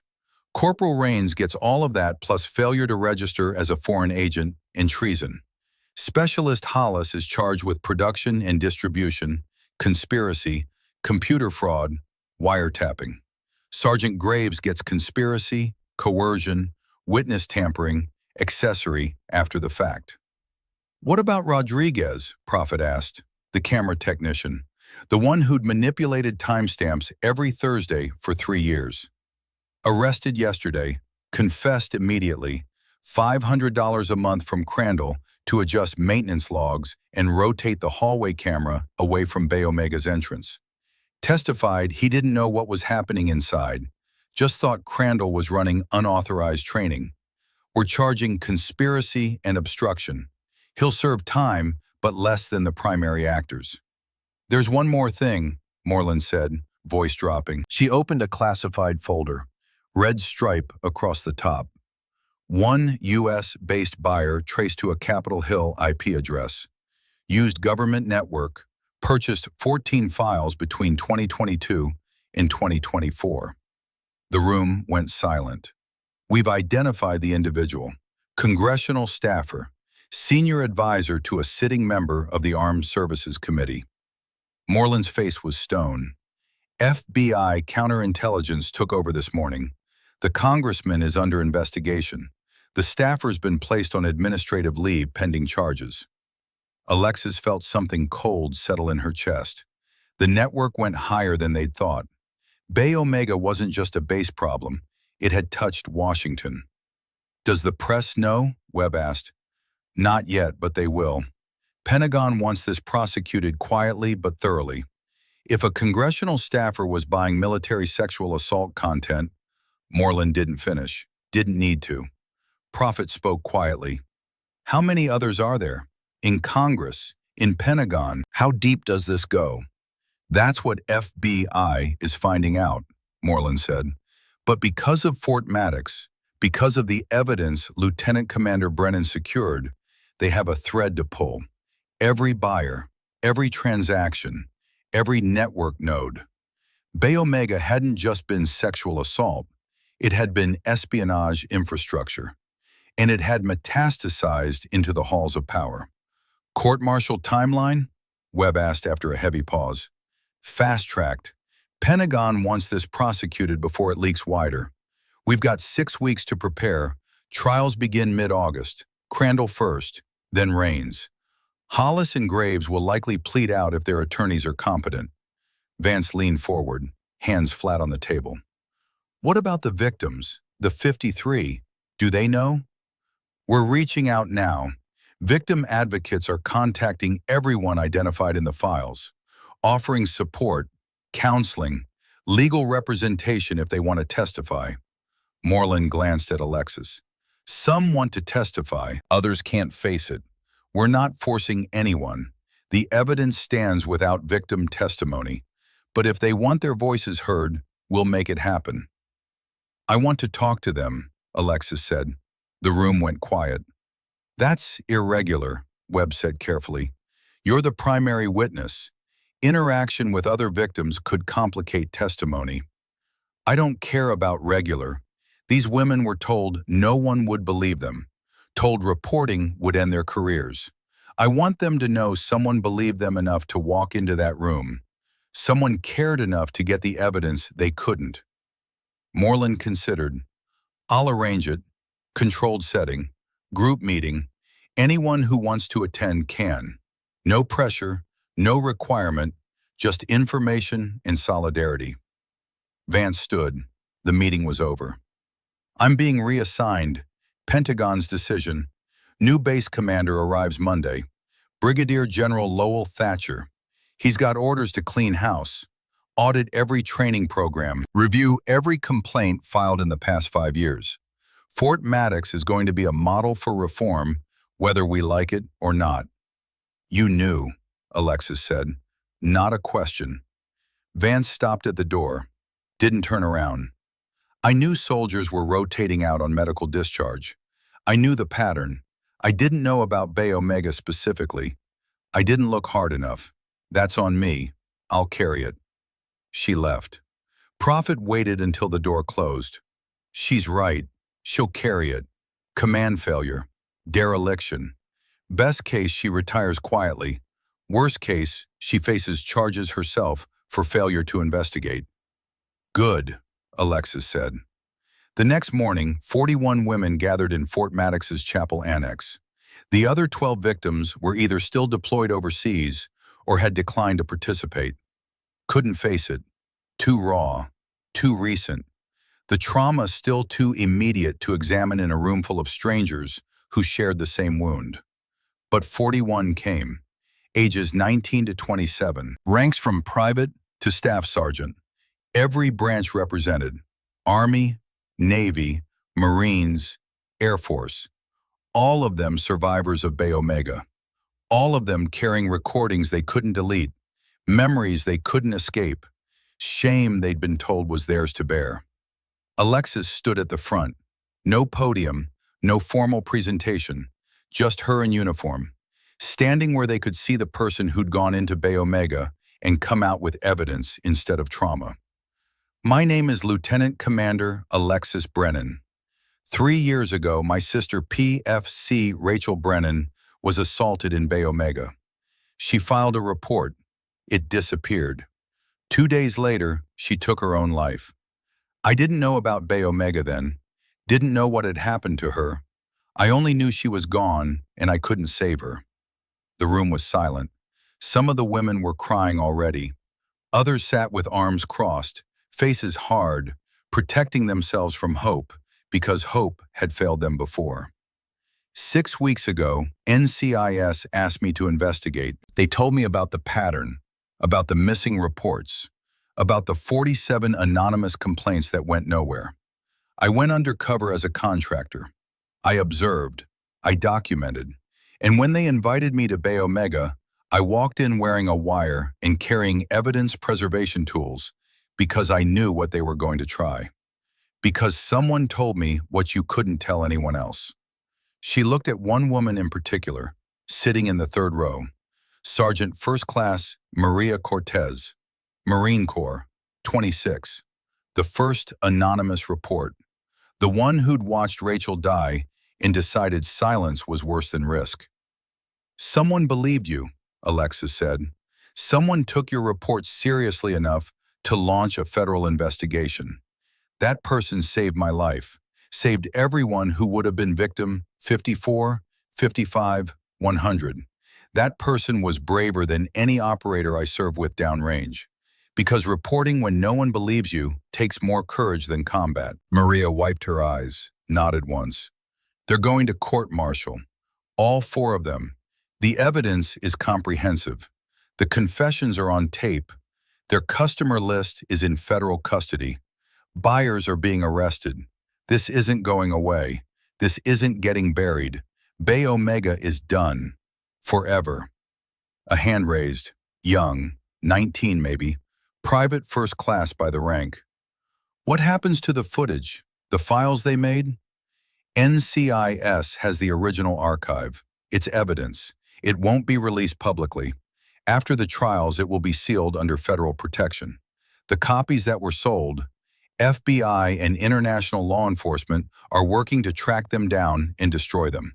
It's not fast, it's not perfect, but they're trying. What if someone recognizes us? What if it leaks anyway? Then you have documentation that you were victims of organized sexual assault and espionage, federal crime. If anyone tries to use those files against you, they're committing additional felonies. Division of evidence, witness intimidation. The law protects you now. I know that doesn't erase what happened, doesn't make the fear go away, but you're not alone anymore, and you're not without recourse. Another hand, older, staff sergeant, Army. Why should we trust you? You're Navy brass. You got what you needed. You'll get your medal and move on. We're the ones who have to live with this. You're right, Alexis said. I am Navy brass. I will get commendations for this operation, and I will move on to the next assignment. But I'm also the sister of a victim who didn't survive. I'm also the woman who walked into Bay Omega knowing what would happen and made sure they confessed on tape. And I'm telling you right now, I'm not done. This isn't over for me when the trials end. What does that mean? It means I'm starting a unit, NCIS, Military Sexual Trauma Investigations. Dedicated team. We hunt operations like Bay Omega. We build cases. We get convictions. And if any of you want to be part of it, as investigators, as advocates, as consultants, I'm recruiting. Because the best people to stop this are the ones who survived it. The room shifted. Something changed in the air. Not healing, that would take years, but possibility. The idea that trauma could transform into purpose, that surviving could become fighting back. I can't promise it won't hurt, Alexis continued. Can't promise you'll forget what happened. Can't promise Bay Omega won't haunt you. It haunts me. Every night I see my sister's face in that video. Every morning I wake up knowing I was 3 years too late. But I can promise that if you want justice, if you want to make sure no one else goes through what you did, I'll give you the tools to do it, the training, the authority, the backup you didn't have before. 3 women approached after the meeting, young, determined. They wanted applications, wanted to know what the unit would do, where it would operate, what qualifications were needed. Alexis gave them her contact information, told them to think about it, told them there was no pressure, but she saw it in their eyes. The same thing she'd felt standing over Rachel's grave, the need for purpose, the drive to turn suffering into something that mattered. Prophet found her outside the chapel. You meant that, the unit, every word. You'll need Pentagon approval, budget, personnel, facilities. I'll get them. Moreland's already drafting the proposal. After Fort Maddox convictions, after the media coverage, Congress will fund anything that looks like accountability. And you'll run it? Unless you want the job. Prophet smiled, tired. I'm too old for that kind of fight, but I'll consult. Help train your people. Teach them the old ways, the tricks that don't show up in manuals. I'll pay you. You'll cover my bourbon budget. That's payment enough. They stood in silence. The Arizona heat building, even though it was barely 0900. Somewhere across the base, Bay Omega sat empty, sealed. Crime scene tape across the door. It would stay sealed. Vance's last order before reassignment. The room where 53 lives had been damaged would become a memorial. Names engraved. Stories preserved. A permanent reminder that silence enabled monsters and evidence destroyed them. The court-martial of Staff Sergeant Wyatt Crandall began 6 weeks later. Fort Bragg, North Carolina. The Army chose the venue deliberately, neutral ground, away from Fort Maddox, away from the scene, a place where justice could proceed without the weight of local politics or base loyalty interfering. The courtroom was packed, media in the gallery, victim advocates. 14 victims had chosen to attend in person. Others watched via closed-circuit feed from secure locations. This was public, transparent, the kind of proceeding that would be studied in military law courses for decades. Alexis was the first witness. She took the stand in dress blues, service ribbons including the Navy Cross earned in Syria, combat action ribbon, expert marksman qualification. The uniform told a story before she spoke a word. This wasn't a victim. This was an operator who'd walked into an ambush and reversed it. The prosecutor was Lieutenant Colonel Webb. He'd prepared her testimony down to the minute. What to emphasize, what to underplay, how to make the evidence speak louder than emotion. Lieutenant Commander Brennan, Webb began, please describe your arrival at Fort Maddox and the circumstances that led you to Bay Omega on the night of July 14th. Alexis walked through it, clinical, precise. The NCIS briefing, Rachel's bracelet in the evidence photo, the undercover insertion, meeting Prophet, observing Bay Omega, Fiona's recruitment approach, the decision to enter wearing surveillance equipment. Webb played the audio recording, 14 minutes. The courtroom listened in silence. Wyatt's voice explaining the leverage system, Victor threatening international distribution, Bryce discussing sales figures, Fiona's apologies disguised as coercion, and then the assault. The moment Wyatt's fingers approached her mouth, the bite, the fighting, the confessions. The jury, 8 officers, 4 enlisted, all branches represented, sat without moving, faces neutral but eyes tracking every word. The defense attorney was civilian, Marcus Stone, expensive, connected, hired by Wyatt's family who believed their son was being railroaded. He cross-examined with the precision of someone who knew he was losing but had to create appealable issues. Lieutenant Commander, you have extensive combat training, correct? Yes. Hand-to-hand combat, close quarters battle. You're trained to neutralize threats with extreme force. When necessary, and on the night in question, you chose to bite through Staff Sergeant Crandall's hand. You chose to crush Corporal Raines's larynx. You chose violence when you could have simply left the room. The door was blocked. I was physically restrained. The recording documents this. But you're a Navy SEAL. Surely you could have escaped without causing permanent injury to 4 soldiers. I could have tried, and while I was escaping, they would have deleted the evidence, destroyed the phones, wiped the servers.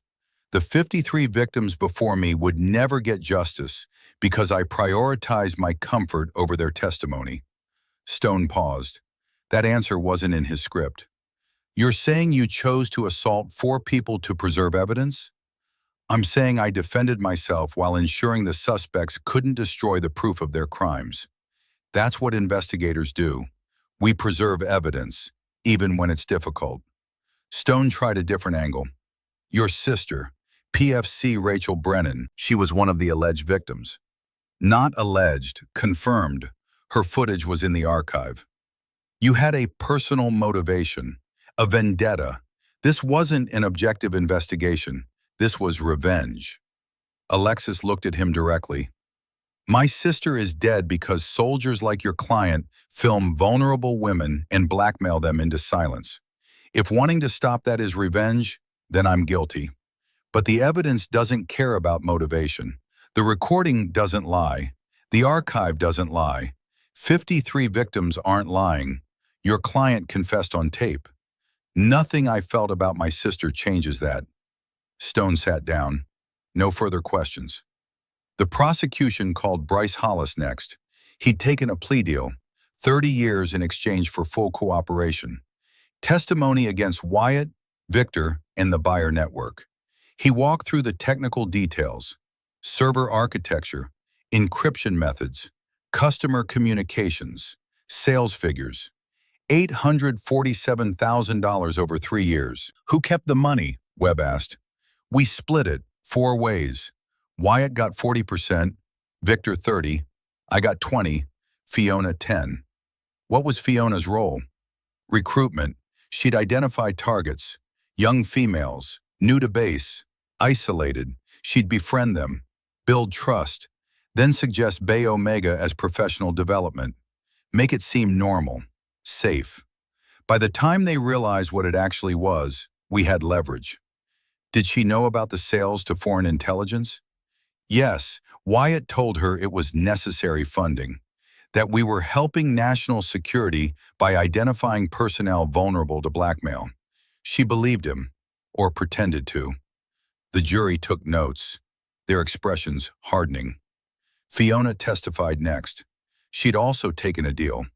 12 years. Other than honorable discharge. Mandatory psychological treatment. She was the prosecution's most complicated witness. Victim turned perpetrator. Stockholm Syndrome mixed with financial incentive and genuine belief she was helping. I thought I was making it easier for them, Fiona said, voice small, broken. Wyatt said if they went through the program willingly, if they cooperated, they'd be stronger, better soldiers. I told myself I was being a mentor, helping them survive something I'd survived. I didn't let myself think about what we were actually doing. When did you realize it was wrong? Webb asked. When I saw Lieutenant Commander Brennan's face, when she asked about her sister, when I realized Rachel had died because of what we did. That's when I couldn't pretend anymore. Did you try to stop it? No, I was too afraid. Wyatt had my footage, said if I didn't cooperate, he'd release it. I believed him. I still believe him. Even now, even in custody, I'm terrified those files will leak, that my family will see, that everyone will know. That fear is what kept the operation running, Webb said. Thank you, Sergeant Graves. Victor didn't testify. Fifth Amendment. His voice was damaged anyway. Crushed larynx had left him with a rasp that could barely carry across a room. His attorney argued entrapment, argued Alexis had provoked the assault, argued Russian intelligence had coerced his participation. None of it landed. The evidence was too comprehensive, the confession too clear. The jury deliberated 4 hours, came back with a verdict that surprised no one. Guilty. All 53 counts. Wyatt Crandall sat without moving as the judge read the sentence. 45 years. United States Disciplinary Barracks at Fort Leavenworth. Dishonorable discharge. Reduction to E1. Forfeiture of all pay and allowances. Registration as a sex offender upon release. He'd be 76 years old. If he survived that long in a military prison where other inmates knew what he'd done. Victor got life without parole. Federal Supermax, a DX Florence in Colorado. 23 hours a day in a cell smaller than Bay Omega. No human contact except guards. No windows, no sunlight. Just concrete and isolation until he died. Bryce got his 30 years. With good behavior, he might see release at 56. Might rebuild a life. Might find redemption. Or might spend 3 decades being the child pornographer in a military prison where soldiers remembered what loyalty meant. Fiona got 12, would serve 8 with good behavior, would leave prison at 41 with an other than honorable discharge, a federal conviction, and a requirement to check in with a parole officer monthly for the rest of her life.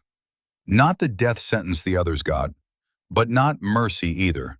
Just proportional accounting for someone who'd been both victim and victimizer.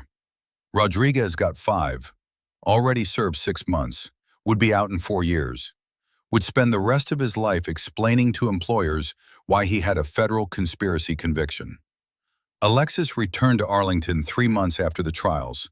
Fall, the leaves turning. The cemetery quieter now that summer tourism had faded. Section 60, 7th row, 14th stone. She brought Prophet with her. He'd asked to come. Said he wanted to pay respects to the Marine who'd started everything, who'd carved her initials in a bathroom stall and left evidence for someone to find. They stood in silence. Alexis placed 3 items on the headstone. First, the NCIS Commendation Medal, silver star with ribbon, earned for the Bay Omega operation, meritorious service in the face of danger. She didn't need it. Rachel did. Second, the trial verdict, printed on official JAG letterhead. United States versus Crandall. Guilty, 45 years. Alexis had it laminated, weatherproof, permanent. Third, a photo. 41 women standing together outside Fort Maddox Chapel. Survivors. All of them alive. All of them fighting. All of them because someone believed one anonymous report. Rachel, Alexis said quietly. I told you I'd find them. I told you I'd make them pay. I kept that promise. All four are in prison. The buyers are being prosecuted. The network is dismantled. 53 victims got justice. 270 more across 4 other bases got justice. That's your legacy. Not the video they made, not the pain they caused. Your legacy is that you left evidence. You carved your initials. You filed a report even though you knew it would disappear. You did everything right. The system failed you, but I fixed the system. And now everyone who comes after gets what you deserved. She touched the stone, cold marble. Rachel's name carved deep. I'm running the unit now. Military Sexual Trauma Investigations. NCIS gave me 12 people, former MPs, criminal investigators, victim advocates. 3 of them are Bay Omega survivors. They're hunting operations just like it. We've already opened 14 cases across 8 installations. We're not stopping. We're not going away. Every predator who thinks they can operate in silence needs to know that someone's building evidence. Someone's getting confessions. Someone's coming. Prophet stepped forward, placed his hand on the stone. P.F.C. Brennan, I was your sister's instructor. I should have protected her better. Should have asked harder questions when she rotated through Fort Maddox. I didn't. That failure is mine to carry. But I'm helping now, training the people who hunt the people who hurt soldiers like you, teaching them the old ways, the methods that work when digital systems fail. It's not enough. It never will be, but it's something. They stood together, 2 warriors paying respects to a third, one who'd fought alone, one who'd died alone, one who'd been failed by everyone who should have protected her, but who'd left enough evidence that her sister could find the monsters and feed them to justice. Alexis saluted, held it, dropped it, turned and walked back toward the car. Prophet followed. Neither spoke until they were off cemetery grounds. Where next? Prophet asked. Fort Campbell, Kentucky. Anonymous report came in last week. Similar pattern. Female soldiers, extra training, missing complaint files. I'm going in undercover next month. Same playbook? Better. Bay Omega taught me what works. Evidence first, violence second, confession mandatory. She looked at him. I need you running tech support, monitoring from security, ready to breach if things go wrong. I'm 67 years old. I should be fishing in Montana. You will be, after we shut down every Bay Omega in the military. Prophet smiled, tired but genuine. How many you think there are? Moreland thinks dozens, maybe more.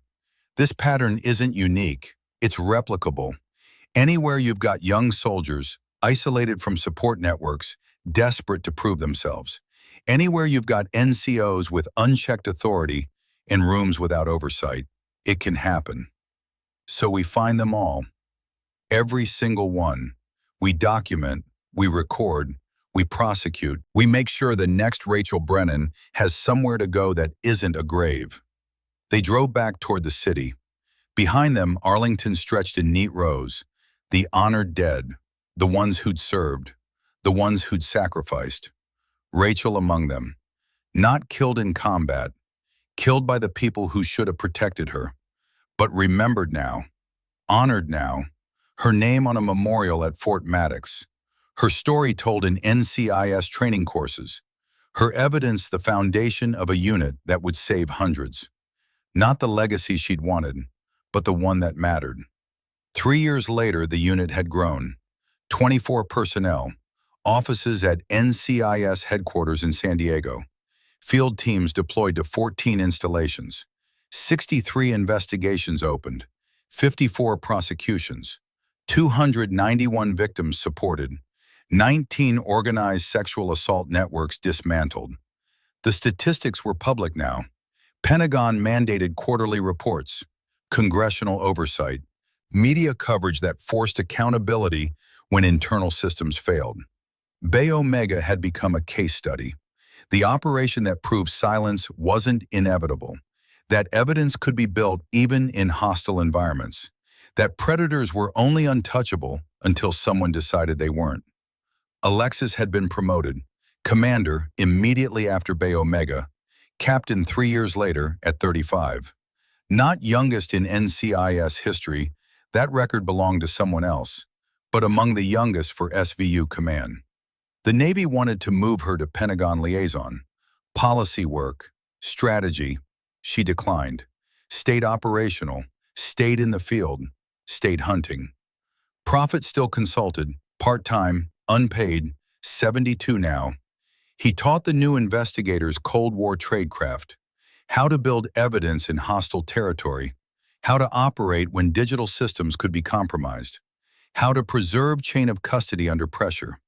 The old methods, the ones that worked because they were too simple to fail. Fiona Graves was released after 8 years. Good behavior. Exemplary rehabilitation. She moved to Phoenix, worked with a survivor advocacy nonprofit, gave talks at military bases about psychological manipulation and Stockholm Syndrome, helped other victims understand that compliance didn't mean consent, that fear didn't mean weakness, that breaking under torture didn't make you responsible for what the torturers did. She'd never be forgiven by everyone. Some victims couldn't separate her from Wyatt, couldn't see her as anything except the smiling recruiter who'd led them to Bay Omega. But others understood the complexity, the way trauma could twist someone into helping their own abusers, the way survival sometimes meant becoming what you hated. Alexis visited her once. Phoenix, coffee shop, neutral territory. They sat across from each other, two women connected by violence, by evidence, by a room neither would ever forget. "How are you?" Alexis asked. "Surviving, some days better than others. I still have nightmares, still see Bay Omega every time I close my eyes, still hear Wyatt's voice telling me, I'm helping." Fiona stirred her coffee, didn't drink it. "But I'm doing the work, real work, trying to make sure what happened to me doesn't happen to someone else. It's not redemption. I don't get redemption, but it's something. Your testimony helped convict them, helped shut down 4 other networks. That counts. Does it? Or am I just trying to pay a debt I can never clear?" Alexis was quiet for a moment. "I don't know, but I know the women you talk to now get information they need, get perspectives they wouldn't have otherwise. You can't undo what you did, but you can make sure the next scared 19-year-old knows the red flags, knows when mentorship becomes manipulation. That's worth something." Fiona nodded. "Your sister, Rachel, I think about her constantly, about how I recruited her, about how I told her Bay Omega was professional development, about how she believed me because I was female and I was smiling and I acted like I cared. I did care, but not enough to stop, never enough to stop. She left evidence, carved her initials, filed a report. She did everything she could with what she knew. That's not on you.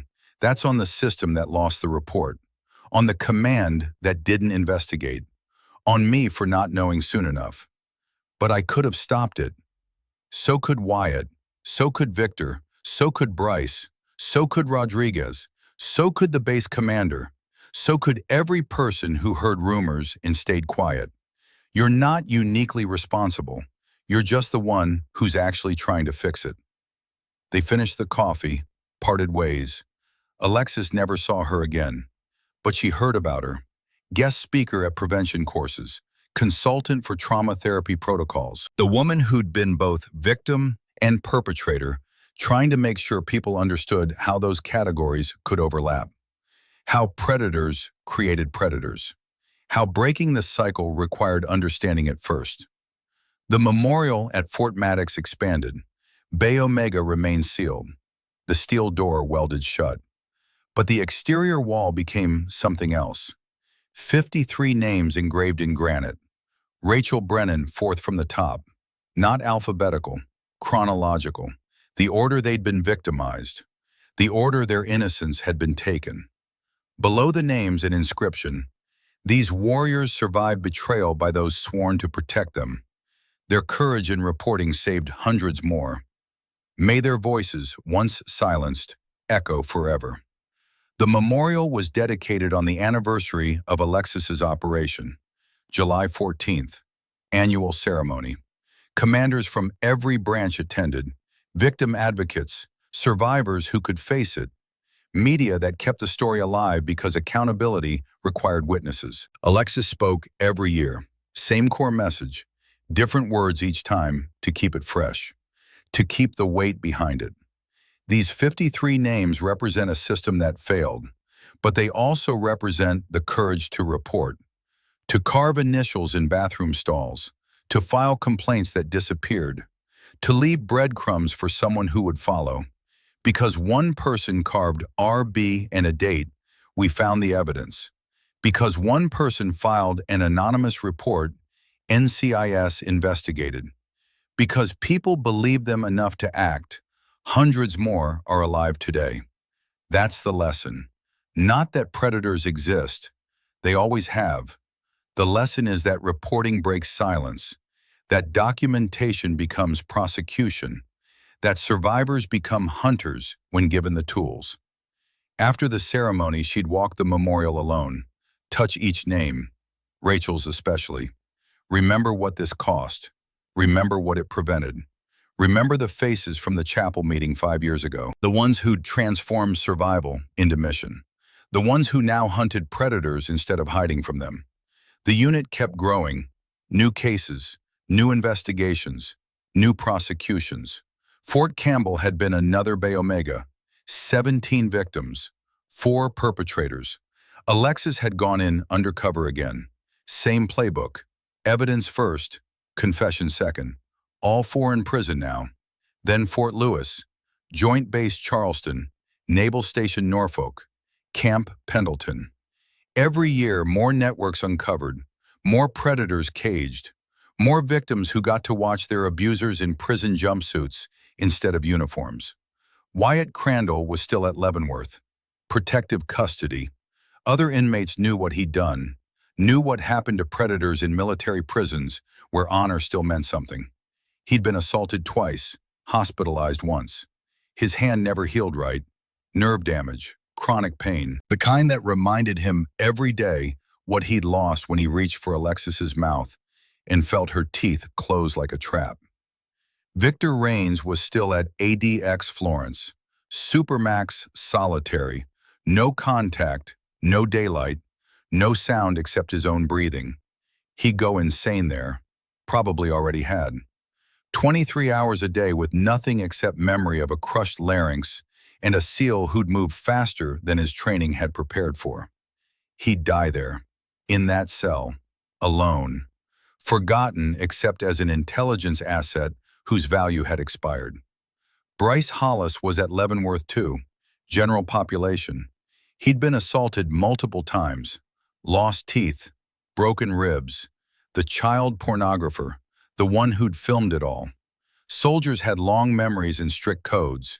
Military prisoners, even more so. He had 16 years left. Might not survive them. Rodriguez was out, 4 years served, living in Tucson, working construction, registered address, check-ins with his parole officer, trying to rebuild a life while carrying a federal conviction that everyone could Google. He'd sent a letter to Alexis once, apologizing, trying to explain, saying he didn't know what Bay Omega really was. She'd never responded. There was nothing to say. Ignorance wasn't innocence. Looking away wasn't neutrality.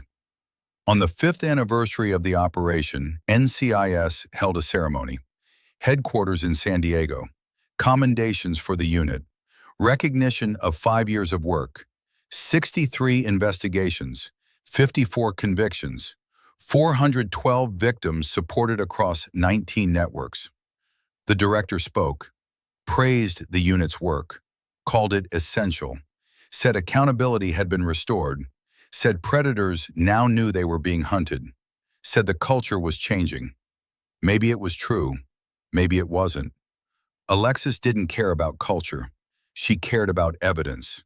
about prosecutions, about predators in prison instead of classrooms, about victims who got to watch their abusers sentenced instead of promoted. After the ceremony, Prophet found her outside. He'd aged, 72 now, white hair, deep lines around his eyes, but still sharp, still present, still teaching the next generation how to hunt monsters with tools older than computers. 5 years, he said. You've built something that matters. We've built something. This doesn't work without you. I just teach old tricks. You're the one who walks through the door. Someone has to. They watched the sun set over the Pacific, orange and red bleeding into blue, the same colors that had painted the Arizona sky the night Alexis walked into Bay Omega carrying evidence preservation tools and the ghost of her sister. Rachel would be 30 now, Alexis said, would have made sergeant, maybe staff sergeant, would have deployed, earned ribbons, built a career, all the things that died with her in that hospital room. But 412 others didn't die, didn't take that same path, because you made sure they had options she didn't. Is that enough? I don't know, but it's what we've got. Alexis nodded, touched the ribbon bar on her uniform, the Navy Cross, the commendations, the decorations that marked her years of service, years of violence, years of trying to protect people who couldn't protect themselves. Rachel's bracelet was in her pocket. She carried it everywhere. Turquoise beads on leather cord, worn now, the leather cracking, the beads faded, but intact, surviving, the way Rachel hadn't, the way 53 others almost hadn't, the way 412 definitely had. Next week, Alexis said, Fort Hood, anonymous report, same pattern. Same playbook? Always. Prophet smiled, tired, proud. Then let's get to work. They walked back inside, back to the office, back to the files stacked on desks, back to the investigations that never ended because predators never stopped. But neither did hunters, neither did evidence, neither did justice when people cared enough to document it. Bay Omega was sealed, but its lesson was permanent. Carved in granite at Fort Maddox, written in case law, taught in NCIS training, embedded in policy and protocol and cultural memory. The predators had thought they were untouchable. The victims had been told to stay silent. Both were wrong, because somewhere, always, someone was building a case. Alexis had walked through that steel door 5 years ago, carrying Rachel's memory and tools designed to preserve truth. She'd walked out carrying confessions and justice, and proof that predators were only untouchable until someone decided to touch them. The work wasn't finished, would never be finished, but it was happening, case by case, network by network, victim by victim, building evidence, getting confessions, putting predators in cages where they belonged. Rachel's voice, once silenced, echoed now in every investigation, every prosecution, every memorial that bore her name. Her death had been senseless, but her evidence, carved initials, a filed report, a bracelet left behind, had become a foundation. Alexis touched the turquoise beads in her pocket one last time. Worn, faded, surviving. I'll keep the promise, she said to the empty office, to Rachel, to the 412 who'd lived because someone built a case. Every last one of them. The files waited, the predators operated, but so did the hunters, and evidence, once preserved, never forgot.